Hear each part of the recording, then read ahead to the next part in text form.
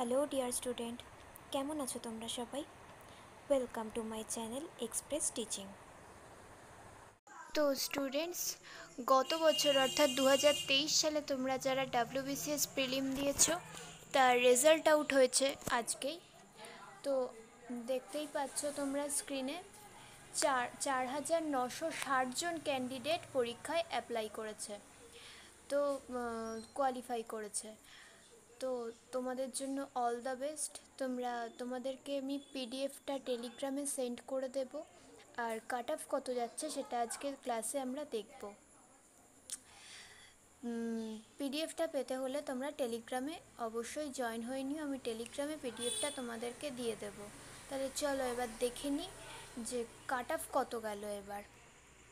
অন্যান্য বছরের তুলনায় এবার কাট অফ তুলনামূলক কমই গেছে, কারণ এবছর কোয়েশ্চেন খুব টাফ হয়েছিল। তো দেখে নিই আমরা কাট অফ কীরকম যাচ্ছে। দেখো, বাদিকে রয়েছে ক্যাটাগরি আর কাট অফ। জেনারেল কাস্ট থেকে গেছে 101.25, ওবিসি এ 101.25, ওবিসি বিও 101.25, আর এসসিদের জন্য রয়েছে 94.50 এবং এসটিদের জন্য রয়েছে 76.25। আর বাদিকে রয়েছে পিএইচ এ থেকে 80.25, পিএইচ বি থেকে 57, পিএইচ সি থেকে 68, পিএইচডি থেকে 3.75 এবং এমএসপি থেকে 77.75। তো তোমরা কারা কারা কোয়ালিফাই করতে পারলে আমাকে কমেন্টে অবশ্যই জানিও, এবং ফাইনালের জন্য খুব ভালো করে প্রিপেয়ার হও।